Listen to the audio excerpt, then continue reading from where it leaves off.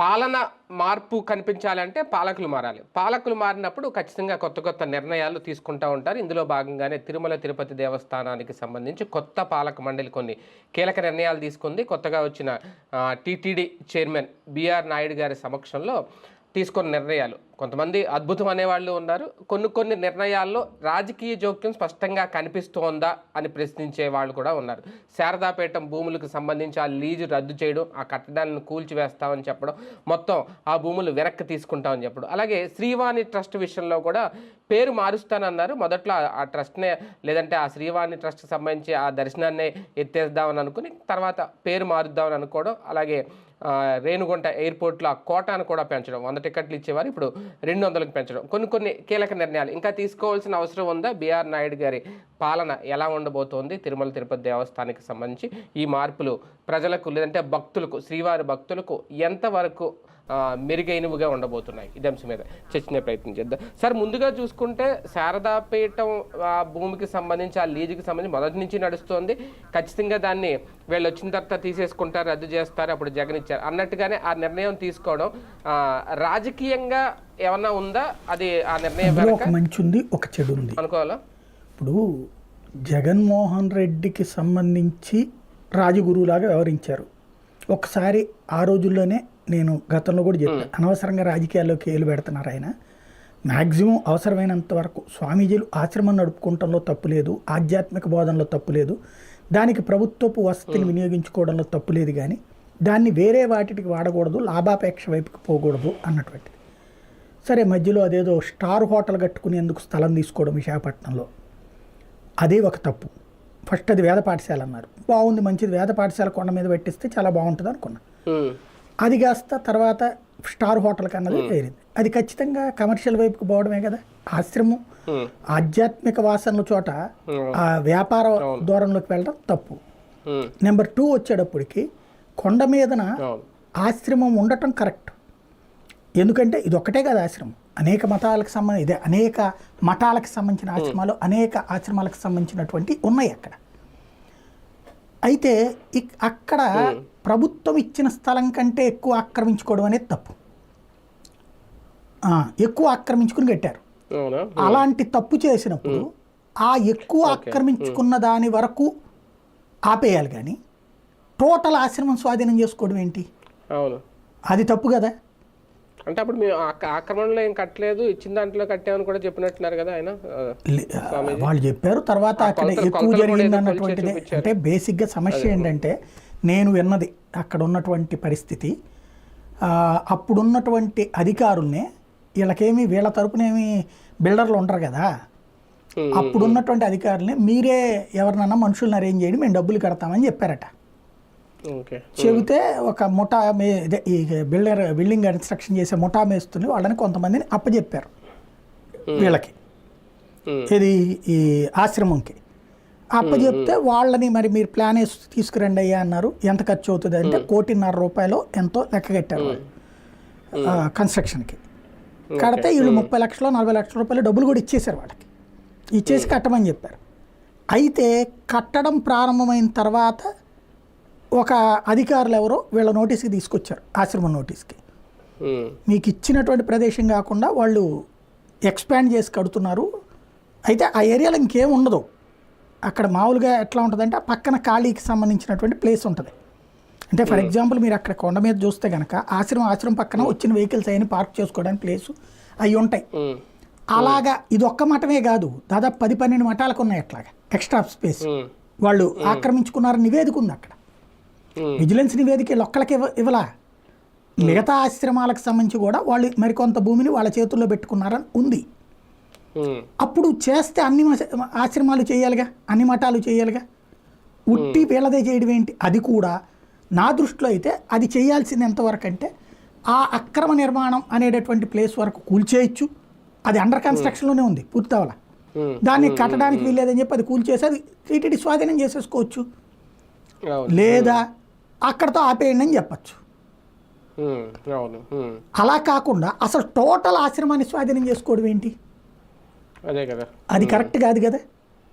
కానీ ఒకటిసారి మఠాలకి ఇటువంటి ఆశ్రమాలకి భూములు ఇచ్చి ప్రభుత్వం తర్వాత ఆ లీజుని రద్దు చేసుకోవడం అంటే రేపొద్దున నిజంగా ఏ ప్రభుత్వం ఇచ్చినా సరే ఇది ఉంటుందో లేదంటే తీసేసుకుంటారనే నమ్మకం కోల్పోరా ప్రభుత్వాల మీద? ఇది చెడు సంప్రదాయం అంటే అసలు స్వామీజీలని మనం రాజకీయాల్లోకి లాగుతాం అనేది ఒకటి జరిగింది. ఆ రాజకీయాల్లోకి ఒక స్వామీజీ వ్యవహారం మూలంగా మొత్తం స్వామీజీలు ఇప్పుడు ఆ లెక్కనైతే మరికొంతమంది తెలుగుదేశానికి అనుకూలంగా కూడా మాట్లాడారుగా కొంతమంది స్వామీజీలు. మరి అంటే ఇక రాజకీయంగా స్వామీజీలు కూడా ఉండాలా? అంటే ఆధ్యాత్మిక వ్యవస్థ కూడా ఏదో ఒక పార్టీ కొమ్ముగాయాలా, ఇంకొక పార్టీని ద్వేషించాలా? అప్పుడు ఇంకా స్వామీజీల మీద మనకి ఎక్కడ గౌరవం ఉంటుంది, ఆశ్రమాల మీద మనకి ఎక్కడ గౌరవం ఉంటుంది? వాళ్ళు భక్తులుగా వీళ్ళు వస్తే ఆశీర్వదించడం వరకు బాగుంది, లేదా ఆధ్యాత్మిక కార్యక్రమాలు ఓ దీపోత్సవం చేశారో, యజ్ఞాలు చేశారో, యాగాలు చేశారో అవి చేయడము, లేదంటే అట్లాంటి వాటికి భూములు తీసుకోవడము అవి నడపడం వరకు బాగుంటుంది. రాజకీయ కార్యకలాపాలు అంటే ఏ హిందుత్వాకి కష్టం వచ్చినప్పుడు నష్టం వచ్చినప్పుడు మాట్లాడితే తప్పు లేదు, కానీ వేరే వైపుకి వెళ్ళిపోతున్నారు, రాజకీయాల వైపుకి వెళ్ళిపోతున్నారు. స్వరూపానంద కాబట్టి టార్గెట్ అయ్యారా? అంతే, నో డౌట్. అందులో స్వరూపానంద కాబట్టినే తీసేశారు అక్కడ. అది కూడా ఏంటంటే జగన్మోహన్ రెడ్డి మీదన హిందుత్వ వ్యతిరేకి అన్నటువంటి ముద్ర గతంలో వేయడం వల్ల 2019 ముందు అతను ఓడిపోవడంలో అది కూడా వన్ ఆఫ్ ద ఫ్యాక్టర్ 2014 ఎన్నికల్లో. అయితే 2019లో జగన్మోహన్ రెడ్డి విజయంలో స్వరూపానంద పాత్ర ఏంటంటే ఇతను తీసుకెళ్లి హరిద్వార్లోనో ఎక్కడో నీళ్లలో ముంచి అతనికి అది మెళ్ళో ఈ దండ అది వేసి అతను హిందూ మతంలోకి మారిపోయాడన్నటువంటి ప్రచారం వాళ్ళ సోషల్ మీడియా ద్వారా చేసుకొచ్చి తద్వారా హిందువుల్ని సంతృప్తిపరిచి గెలిపించడంలో ఒక పాత్ర పోషించాడు. నిజంగా దానికే ఓట్లేశారా? హిందూగా మారిపోతే హిందువులందరూ ఓట్లేస్తే కనుక భారతీయ జనతా పార్టీ గెలవాలి కదా రాష్ట్రంలో. అసలు అప్పుడు బీజేపీ 0.85కి పడిపోయింది కదా. కానీ ఇక్కడ పాయింట్ హిందుత్వ కాదు, బట్ అది రాజకీయంగా అది వన్ ఆఫ్ ద ఫ్యాక్టరు. రెండవది ఆ తర్వాత కాలంలో అంటే అంతకుముందు తెలుగుదేశం ప్రభుత్వం టైంలో మత మార్పిడుల గురించి అతను మాట్లాడాడు. ఆయన ఆ ఆగ్రహం ఉంది, ప్లస్ ఇట్లాగా దీన్ని కమర్షియల్గా వాడుకుంటున్నారు అన్నటువంటి కసి ఉంది. ఏది అంతకుముందు మొట్టమొదటి నుంచి గతంలో కూడా నాకు తెలిసి నేను TV9లో ఉన్నప్పుడు జాఫర్ ఉన్న టైంలో ఫస్ట్ వార్తలు వేసాడు కొన్ని, తర్వాత నేను వెళ్ళినప్పుడు కొన్ని వేసాం. ఏది అక్కడ గడ్డ ఆక్రమించుకున్నారని లేకపోతే కనుక ముందు స్థలం అనేటువంటిది ఇవన్నీ కూడా. ఇప్పుడు ఓవరాల్గా స్వరూపానంద స్వామిని రాష్ట్రం నుంచి తరిమేసేటటువంటి ప్రయత్నం జరుగుతుంది. ఎందుకంటే వైజాగ్ దాని మీద కూడా కేసులు పెట్టారు, ఇక్కడ పెడుతున్నారు. టోటల్గా ఒక స్వామీజీని వెంటాడుతుంటే విచిత్రం ఏంటంటే ఈ స్వామీజీ కాస్త హిందుత్వ భావజాలంలో చాలా స్ట్రాంగ్ ఓడు ఆయన. ఓ రకంగా గిరిజన ప్రాంతాలలో మత మార్పిట్లకు వ్యతిరేకంగా గట్టిగా పోరాడినోడు, అక్కడ పెద్ద పెద్ద వాళ్ళతోనే పోరాడినోడు. కానీ ఇప్పుడు రాజకీయ పరమైనటువంటి అంశాల కారణంగా టోటల్ అసలు ఆయన్ని ఒక దోషిగా చూపెట్టేటటువంటి ప్రయత్నం జరుగుతోంది. ఆయన వాస్తవంగా అయితే కనుక నేను వ్యక్తులుగా గౌరవిస్తాను, రాజకీయ పరంగా విభేదిస్తా ఆయన ఆలోచన ధోరణితో. ఎందుకంటే సన్యాసులు ఈ విధమైనటువంటి రాజకీయం చేయకూడదని కోరుకునేటటువంటి వాడిని. కాకపోతే ఆ కారణంతో అసలు ఒక ఆశ్రమ ఉనికికే భంగం కలగ పరిస్థితి తీసుకురావడం అనేది కూడా కరెక్ట్ కాదు. అంతే అండి, స్వామీజీల్లో ఉంటే ఒక రాజకీయాల్లోకి వస్తే ఖచ్చితంగా టార్గెట్ అవుతారు, ఇలాంటివి ఎదుర్కోవాల్సి వస్తుంది. దానికి ఈయన ఒక ఎగ్జాంపుల్ అనుకోవాలేమో భవిష్యత్తులో చెప్పుకోవడానికి. అంతే. పాలక మండలి నిర్ణయాల్లో ఓకే అండి, ఇది రాజకీయానికి సంబంధించి ఇది ప్రజలకు పెద్ద సంబంధం ఏమి ఉండదు, పెద్ద పట్టించుకోరు కూడా ఏం జరుగుతుంది అనేది. మిగిలిన నిర్ణయాలు చూసుకుంటే ఒకటి, ఇప్పుడు ఏఐ టెక్నాలజీ ద్వారా 3 గంటల్లోనే దర్శనం చేయిస్తానని చెప్పడం ఇవన్నీ మంచిదే. అన్నదానానికి సంబంధించి మెనూలో ఒక పదార్థం ఎక్స్ట్రా యాడ్ చేస్తామని చెప్పడం. కానీ శ్రీవాణి ట్రస్ట్ ఒక రకంగా విఐపీలకి మొన్నటి వరకు చాలా ఉపయోగపడింది. ఇప్పుడు దాన్ని తీసేస్తానని చెప్పట్లేదు, కానీ పేరు మారుస్తానని చెప్పడం, అక్కడ మార్క్ రాజకీయం అన్న కనిపిస్తుందా? దాని మీద అకౌంట్లు కూడా ఏదో కంప్లీట్గా టీటీడీకి సంబంధించిన అకౌంట్లకే మళ్ళీ ఇస్తాం ప్రైవేట్ బ్యాంకుల నుంచి అనుకుని కూడా చెప్పారు. దాన్ని ఇందులో 3 పాయింట్లు మీరు అడిగిన దాంట్లో నెంబర్ 1 అన్నప్రసాదాల్లో ఒకటి యాడ్ చేయడం చాలా మంచిది. ఆదికేశవ నాయుడు చైర్మన్గా ఉన్న టైంలో పెట్టిన మెనూని కనుక చెక్ చేస్తే చాలా ఉండే, అప్పుడు యాడ్ చేశారు, ఐటమ్స్ ఎక్కువ ఉండే. అంతకుముందు అంతా ఉన్నటువంటి ధోరణి నుంచి ఇంకో 2-3 పెంచాడు ఆయన.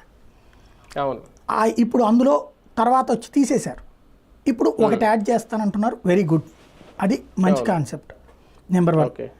అదే సందర్భంలో నెంబర్ 2 వచ్చేటప్పటికి ఏదైతే మతాలకి సంబంధించి మత మార్పిడులు చేసుకున్నటువంటి వాళ్ళని అక్కడి నుంచి పంపించేయాలి అన్నటువంటిది.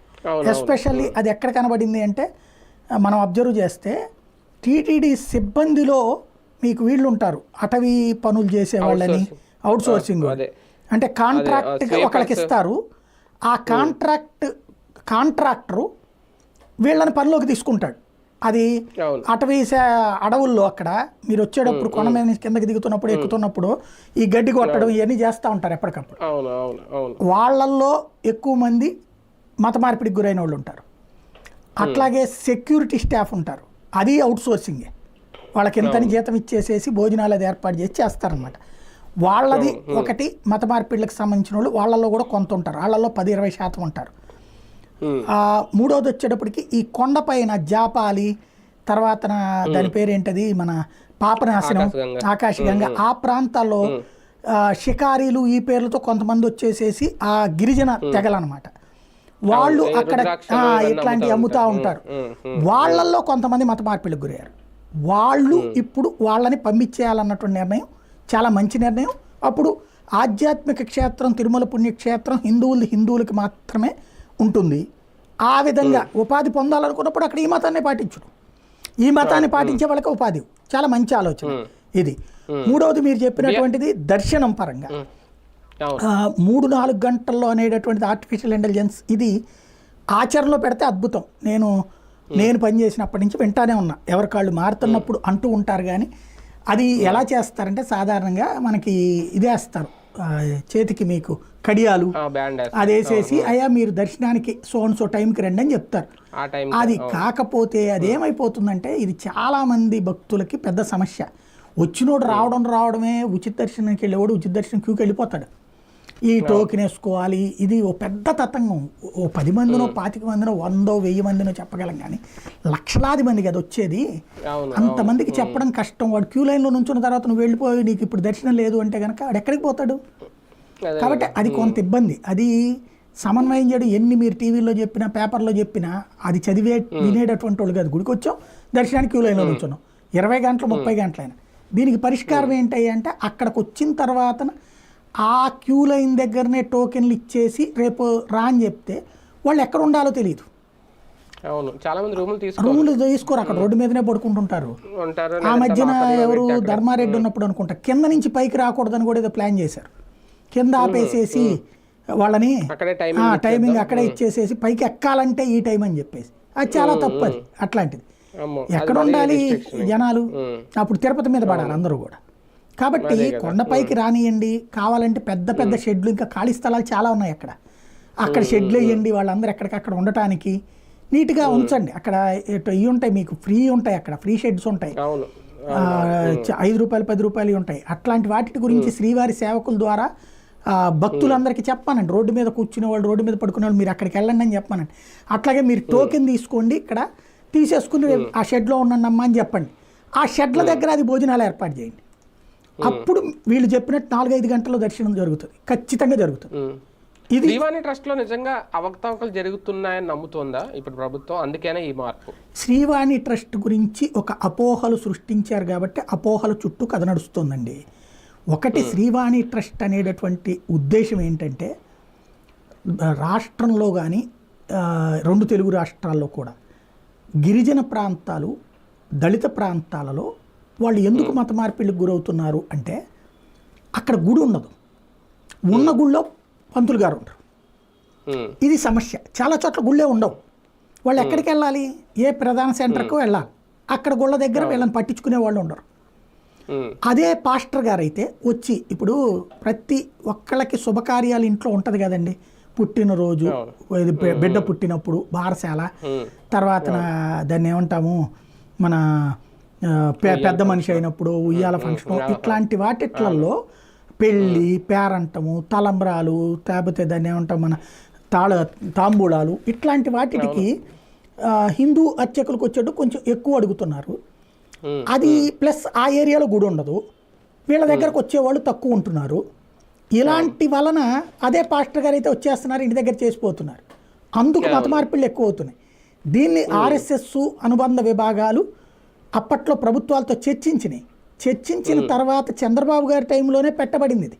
ఏది, గిరిజన దళిత ప్రాంతాల్లో 5,000 రూపాయలు 5 లక్షల రూపాయలు డబ్బులు పెట్టి ఒక్కొక్క గుడి కట్టాలి, ప్రభుత్వం స్థలం ఇవ్వాలా, టీటీడీ డబ్బుల నుంచి గుడి కట్టాలి. లోకల్గా అక్కడ ఉన్నటువంటి అదే కులానికి సంబంధించిన వాళ్ళకి తీసుకొచ్చి ఇక్కడ శ్వేత అని ఉంటుంది తిరుమలలో, తిరుపతిలో, అక్కడ అర్చక శిక్షణ ఇవ్వాలి. ఒక 45 రోజులు 6 నెలలు అట్లా ఇస్తారనమాట. ఆ శిక్షణ కాలంలో భోజనాలు వసతి వాళ్ళే ఏర్పాటు చేస్తారు. ఆ తర్వాత నెలకి ఇంత జీతం 5,000 ఏదో ఇచ్చి వాళ్ళు ఆ గుళ్ళో చేసుకోవాలా, దానికి అయ్యేటటువంటి ఎక్స్పెండిచర్ ఇంతని ఇట్లాగ ఇస్తారనమాట. ఇది ఒక సిస్టమ్ నడుస్తూ వచ్చింది. దానివల్ల చాలా ఆలయాలకి మోక్షం కలిగింది. ఇవి కాకుండా శ్రీవాణి పెట్టడం ద్వారా అంటే ఇదేమైంది, ప్రభుత్వాల భారం లేదా టీటీడీ మీద భారం. ఈ భారాన్ని మోపడకుండా ఉండటం కోసం జగన్ వచ్చిన తర్వాత చేసుకొచ్చిన పనే శ్రీవాణి ట్రస్ట్. అది ధర్మారెడ్డి ప్లాన్ చేసిందే. ఇటు ప్రభుత్వానికి ఆబ్లిగేషను, గుళ్ళు కట్టాలి ఇవన్నీ కూడా. అదే సందర్భంలో ప్రభుత్వం మీద భారం పడకూడదు. అది టీటీడీని ఇవ్వమంటే అది భారం అవుతుంది. అందుకని టీటీడీ ఏం చేసింది, భక్తుల యొక్క అవసరం, బ్రేక్ దర్శనం మీద ఉన్నటువంటి భక్తులకు ఉన్నటువంటి ఫీలింగ్, దగ్గర నుండి దర్శనం చేసుకోవాలనే ఫీలింగ్, టైం తొందరగా అయిపోవాలనుకునే వాళ్ళు ఎవరైతే ఉంటారో రూపాయి పెట్టుకోవడానికి వాళ్ళు సిద్ధం. ఎందుకంటే బ్లాక్లో కూడా కొనేవాళ్ళు ఉన్నారు కాబట్టి 10,000 రూపాయల టికెట్టు, ఏ రికమెండేషన్ అక్కర్లా, బ్రేక్ దర్శనానికి వచ్చేయండి. ఎంతమంది ఉంటే అంతమంది 10,500 ఎంత తీసుకుంటారు, 500 రూపాయలేమో బ్రేక్ దర్శనానికి, 10,000 రూపాయలు టికెట్కి, శ్రీవాణికి. ఈ 10,000 రూపాయలు తీసుకెళ్ళి వీటన్నిటిని పెట్టి దాదాపు 14,500 కోట్లు ఎంతో చెప్పారు నిన్న రావడం. ఆ డబ్బులతో దాదాపు 2,500 3,000 గుళ్ళో కట్టారు ఈ 5 ఏళ్ళలో. ఓ 1000 దాకా అంటే 3-4 వేల గుళ్ళని ఆలోచించారు, అంటే ఓకే చేశారు. అందులో చాలా వరకు కట్టారు. ఓ 25%, 30%, 40% కట్టారు. ఇప్పుడు వీళ్ళు ఏమంటున్నారు, ఈ డబ్బులు శ్రీవాణి ట్రస్ట్ అంటే ట్రస్ట్గానే ఇస్తూ వచ్చారు. అలా కాకుండా ఇక పైన టీటీడీలోకే ఈ డబ్బులు అని చెప్తున్నారు. టికెట్ ఉంటుంది అక్కడ 10,000. మరి తిరుమల తిరుపతి దేవస్థానమే ఆ గుళ్ళకి డబ్బులు ఇస్తే నో ప్రాబ్లం, హ్యాపీ. అంతే. అవును. అంటే ఇప్పటి వరకు ట్రస్ట్కి వెళ్ళిన డబ్బులు ఇప్పుడు వీళ్ళకి టీటీడీ, అది ట్రస్ట్ కూడా టీటీడీనే, వేరే వాడు ఎవరు నడపడది. టీటీడీ మెయిన్ అకౌంట్కి వస్తుంది, అంతే, మెయిన్ అకౌంట్ నుంచి ఇవ్వాలి. అదేంటంటే సారస్వత ఫౌండేషన్ ఒకటి ఉంది మనకి, ఇదివరకు మన దాంట్లో ఇంటర్వ్యూ కూడా ఇచ్చారు వాళ్ళు. వాళ్ళకి ఈ డబ్బులు వెళ్తే వాళ్ళు కొన్ని గుళ్ళు కట్టించారు. అలాగే లోకల్ ఎమ్మెల్యేలు, లోకల్ ప్రజాప్రతినిధులు చెప్పించే చోట్ల మరికొన్ని గుళ్ళు కట్టించారు అనమాట. ఈ లోకల్గా ప్రజాప్రతినిధులు కట్టించిన గుళ్ళ దగ్గర ఈ అవకతవకలు జరిగినాయి అన్నది వీళ్ళ ఆగ్రహం. కానీ ఒకటి సార్, ఇదొకటి ఈ టూరిజం కోట ఏంటి సార్, అది 4,000 టికెట్లు కోటాను రద్దు చేస్తున్నాం కంప్లీట్గా అన్నారు. అంటే ఇదేం లేదండి, మీకు ఎట్లా ఉంటుందంటే టూరిజం డిపార్ట్మెంట్తో టీటీడీ టైఅప్ అయింది. ఎలాగా అంటే ఆధ్యాత్మిక ప్లస్ టూరిజం రెండు కలిపి చూసేటటువంటి వాళ్ళకి, ఇంట్రెస్ట్ ఉండే వాళ్ళకి టూరిజాన్ని ప్రమోట్ చేయడం కోసం మనతో పాటు తమిళనాడు, కర్ణాటక రాష్ట్రాల టూరిజంకేమో 500 టికెట్లు అనుకుంటా, లేదా 1,000 మనకు 3,000 ఉంటాయన్నమాట. టోటల్గా 4,500 టికెట్లు శీఘ్ర దర్శనం టికెట్లు ఉంటాయి కదా, అవి వాళ్ళకి కేటాయిస్తారు. అంటే మీరు టికెట్ బుక్ చేసుకుంటే అందులో ఇప్పుడు ఫర్ ఎగ్జాంపుల్ మీరు కాకినాడలో ఉన్నారు, కాకినాడ నుంచి అక్కడికి వెళ్ళాలనుకుంటే మీ ఏరియాలో టీటీడీలో అదే ఆ టికెట్ బుక్ చేసుకుంటే తిరుమల దర్శనానికి అనేసి వారంలో ఏదో డేట్ చెప్తారు వాళ్ళు. ఆ రోజున మీతో పాటుగా టికెట్లు బుక్ చేసుకున్న వాళ్ళందరినీ అక్కడికి తీసుకొస్తారు, శీఘ్ర దర్శనం చేసేసుకుని వెళ్ళిపోవచ్చు. ఇది ఒక సిస్టమ్ ఉండేదన్నమాట. అంటే ఇక మీకు మామూలుగా అక్కడికి వెళ్ళి క్యూ లైన్లో నుంచి ఎత్తుక్కోకుండా టికెట్ తీసుకుని డైరెక్ట్గా వెళ్ళిపోతారు దర్శనానికి. ఇదేమైపోయిందంటే జనానికి ప్రత్యేకించి టూరిజం డిపార్ట్మెంట్ దగ్గరికి వెళ్ళి తీసుకోవాలి అన్నటువంటి ఆలోచనలు లేవు, తెలియదు చాలామందికి. తెలియకపోవడం వల్ల టూరిజం డిపార్ట్మెంట్తో పరిచయాలు ఉన్నోళ్ళు వాళ్ళ వరకు వినియోగించుకున్నారు కొంత. మిగతాది టూరిజం డిపార్ట్మెంట్ సిబ్బంది ఏం చేశారు ఇప్పుడు అంటే దీంట్లో వీళ్ళు ఎట్లా సంపాదించుకున్నారంటే, ఫర్ ఎగ్జాంపుల్ మీ కాకినాడ నుంచి 50 మందికి టికెట్లు ఇచ్చేస్తారు వాళ్ళు, కానీ మీరెవరూ కూడా డైరెక్ట్గా మీ బస్సులోనే పోతారు, మీ దీంట్లోనే పోతారు, మీకు ఇక్కడే టికెట్ తీసేసుకుని వెళ్ళిపోతారు. ఇది టూరిజం డిపార్ట్మెంట్లో ఉన్నటువంటి ఎంప్లాయీస్కి లాభం అయింది. అంటే తిరుమల తిరుపతి దేవస్థానం టికెట్ 300 రూపాయలు అయితే వీళ్ళు ఆ ప్యాకేజీ డబ్బులు మీరు 2.5 ఎంత కడతారు అక్కడ. ఈ 2.5 కింద మీకు బస్సు వేయాలా, భోజనాలు ఏర్పాటు చేయాలా, బస్సు ఏర్పాటు చేయాలి, ఇవన్నీ ఏర్పాటు చేసిన డబ్బులు ఏమో ఇక్కడ కాంట్రాక్టర్ ఎవరికో ఇచ్చినట్టు చూపెట్టి వీళ్ళు తినేస్తున్నారు. టీటీడీకి ఏమో ఇంత డబ్బులు పెట్టి అశేఖర దర్శనం అవుతుంది అనమాట. అలా కాకుండా దాన్ని ఆపే ప్రయత్నం చేశారు ఒక రకంగా.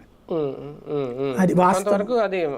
అంటే కొంచెం ఇబ్బంది, అంటే నిజంగా వచ్చే టూరిస్టులకి నష్టము, అది భవిష్యత్తులో వాళ్ళు వచ్చి ఇక్కడ టికెట్లు తీసుకోవడం ఇదంతా కొంచెం పెద్ద తతంగం కదా. అది బిఆర్ నాయుడు గారు మార్క్ కనిపిస్తుందా సార్ టోటల్ గా పాలక మండలి నిర్ణయాల మీద? అందులో నాకు బాగా నచ్చినాయి 2 నాయుడు గారు నిన్న తీసుకున్న నిర్ణయాల్లో. నెంబర్ 1 వచ్చేటప్పటికి తిరుపతి స్థానికులకి దర్శనం మంగళవారం ఏర్పాటు చేయడం. ఒకప్పుడు జరిగిందంటే గుడేమో పక్కనే ఉంటుంది. మీకు తిరుపతిలో నేను పనిచేశాను కదా, తిరుపతిలో మనం ఉన్నప్పుడు బంధువుల తాకిడి విపరీతంగా ఉంటుంది. అవును, మనకి ఎప్పుడెప్పుడో దూరపు చుట్టాలు లేకపోతే అసలు మన ఇళ్ళని మొహం చూడని వాళ్ళు కూడా చాలామంది వచ్చేస్తారు. ఎందుకు అంటే మన వాళ్ళు ఒకళ్ళు ఉన్నారు, ఇప్పుడు హోటల్ దిగి భోజనాలు ఈ ఖర్చులు ఎన్నిటికంటే వస్తా ఒక పళ్ళు తీసుకొస్తామా ఏదో చేస్తారు, ప్లస్ అక్కడ ఉంటారు ఓ రోజు 2 రోజులు మన ఇంట్లో ఉండి దర్శనం చేసుకోవడానికి. అక్కడ టికెట్లు అవన్నీ మనం సహకరిస్తే టికెట్లు, లేకపోతే వాళ్ళు టికెట్లు బుక్ చేసుకుని వచ్చేసి ఉండిపోతారు. ఇట్లాగా అనేక మంది అక్కడికి వస్తారు. వాళ్ళ వల్ల తిరుపతిలో ఉన్నటువంటి వాళ్ళకి కనీసం, నేను అప్పుడు ఒకసారి స్టోరీ కూడా చేశాను నేను టీవీ 9లో చేసినప్పుడు, తిరుపతిలో ఉన్న వాళ్ళకి 10,000 జీతం వస్తే 2,500 రూపాయలు బంధువులకి సంబంధించి ఖర్చు అవుతుంది, బంధువులు స్నేహితులకి. అంటే సగటును లెక్కేసుకుంటే 25% డబ్బులు దానికి ఖర్చు అయిపోతుంది. కాకపోతే ఆ విధంగా బంధుత్వాలు స్నేహాలు బాగా పెరుగుతాయి. తిరుపతి వాళ్ళకు ఉన్నంత రేప ఇంకెవరికి ఉండదన్నమాట. కానీ వాళ్ళకి దర్శనానికి ఇబ్బంది అక్కడ. అది అప్పట్లో రమణాచారి కరుణాకర్ రెడ్డి ఉన్న టైంలో వాళ్ళకి లోకల్ వాళ్ళకి ఒకరోజు దర్శనం ఉండేది. ఆదికేశవ నాయుడు కూడా కంటిన్యూ చేశారు. ఆయన చిత్తూరు వాళ్ళకి కూడా పెట్టాలని కూడా చూశారు అప్పుడు. ఆ తర్వాత వచ్చేటప్పటికి అది తీసేశారు జగన్ టైంలో. మరి ఎవరు నిర్ణయం తీసుకున్నారో తెలియదు, తీసేశారు. తర్వాత ఇప్పుడు మళ్ళీ ఆయన శ్రీకాళహస్తి ఆయనే కదా నాయుడు గారు, ఆయనకి తెలుసు కాబట్టి అది తెచ్చిపెట్టారు. మంచి ఆలోచన అది నెంబర్ 1. నెంబర్ 2 ఆయన చేసిన మరొకటి ఈ మత మార్పిడి బ్యాచ్ని బయటికి పంపించేయాలన్నటువంటి నిర్ణయం. దానికి తోడు ఈ మన అన్నదానంలో ఇంకొక మెనూలో ఇంకోటి యాడ్ చేయాలనుకోవడం, ఈ 3 మాత్రం అద్భుతమైనటువంటి నిర్ణయాలు. రాజకీయాలకు అతీతంగానే ఈయన అంటే స్థానికంగా కొంచెం అవగాహన ఉంది కాబట్టి నిర్ణయాలు అంటే తీసుకుంటారు. కాస్త భక్తుడిగా ఆలోచిస్తున్నారు, అది మంచిది. అవును, రైట్. Thank you sir. చూద్దాం, మొత్తానికి తిరుమలలో మార్పులు పూర్తిగా రాబోతున్నాయి. ఒక రకంగా పాలక మండలి తీసుకున్న కొత్త నిర్ణయాలు ఎంతవరకు భక్తులకు ఇబ్బంది లేకుండా ఉంటుంది అనేది, ఇంకా ముందు మరికొన్ని నిర్ణయాలు ఏమైనా తీసుకుంటారా అనేది కూడా ఇక వేచి చూడాల్సిన అంశం.